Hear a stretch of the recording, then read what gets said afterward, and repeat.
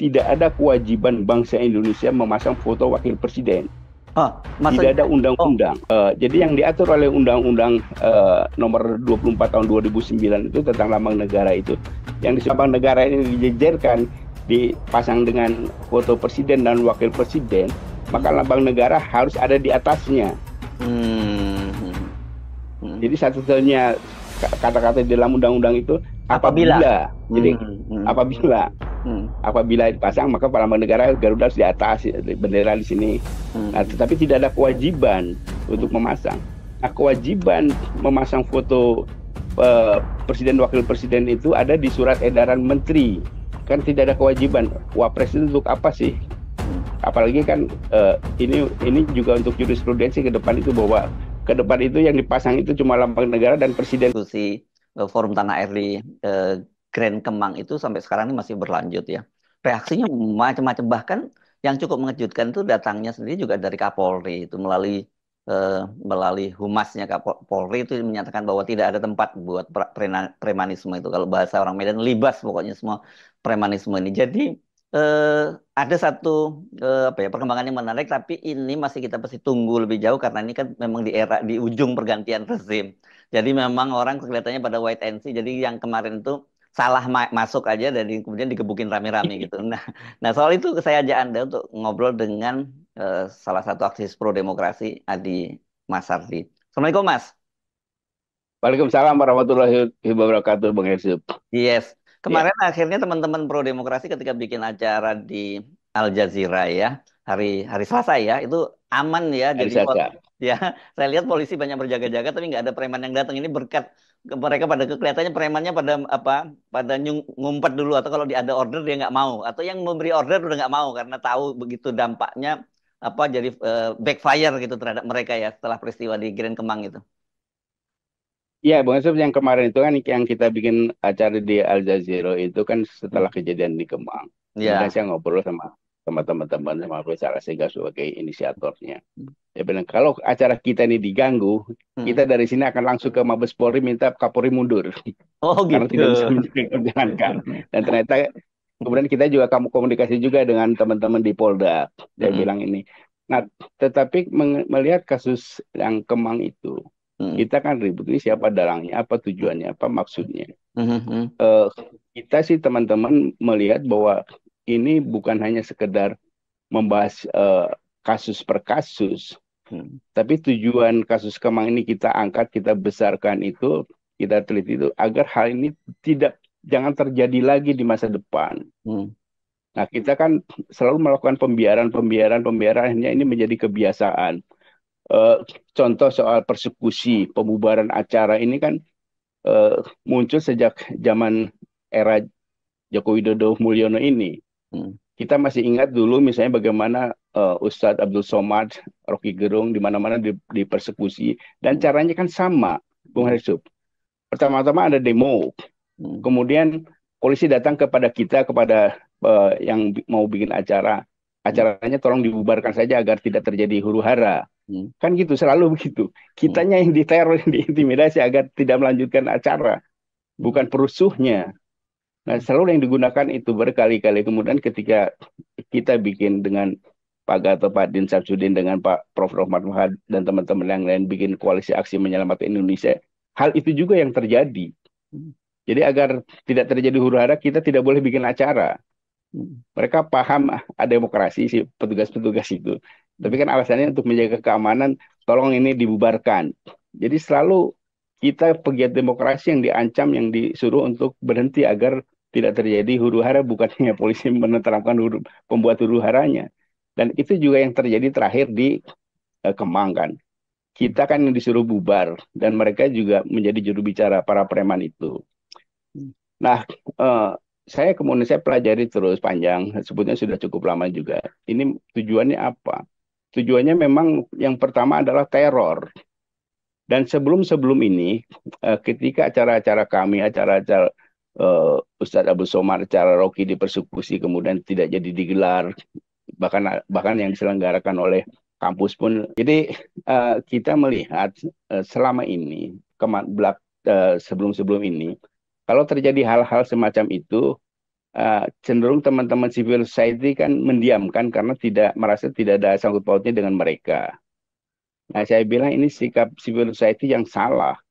Sebetulnya ketika ada pelanggaran terhadap demokrasi, ketika ada perusakan nilai-nilai demokrasi, semua masyarakat sipil itu harus berteriak. Karena hari ini mungkin hanya terjadi kepada kelompok kami. Kemudian besok akan terjadi ke kelompok kalian. Nah, jadi kalau tidak menyinggung dirinya, teman-teman kita kan cuek. Beda dengan dulu ketika ada kasus, kemudian civil society bergerak bersatu. Nah, ini kemudian bisa mencegah. Nah, ke depan, ke depan ini hal ini harus jadi begitu ada pelanggaran, ada penganiayaan, penistaan terhadap demokrasi, kita semua harus bergerak melindungi demokrasi. Ya. Jangan biarkan hanya korban saja. Nah, sekarang ini kenapa kasus Kemang itu begitu reaksinya begitu besar? Saya teringat ke kasus kejadian Muktamar PKB. Muktamar PKB juga menggunakan preman, Bu. Ini bukan PKB Jadi yang apa? Yang terakhir atau yang yang sebelumnya? terakhir Yang di Bali, yang di Bali ya. kemarin yang di Bali Ya, kan ya, ya. menggunakan preman-preman untuk mengganggu. Nah, Ya. harapan mereka kan aparat di sana kemudian membubarkan Muktamarnya Oh. Muhaimin untuk mencegah itu. Ya, ya, ya. Nah, tetapi apa yang terjadi? Hmm. Ini hampir sama dengan yang Kemang nih. Yang terjadi Muktamar PKB itu berlangsung tanggal 24 Agustus.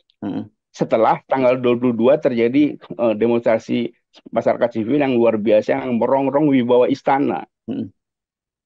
Jadi kalau waktu itu tidak ada demo besar, Garuda Biru tanggal 22, itu saya jamin muktamar di PKB di Bali akan dibubarkan.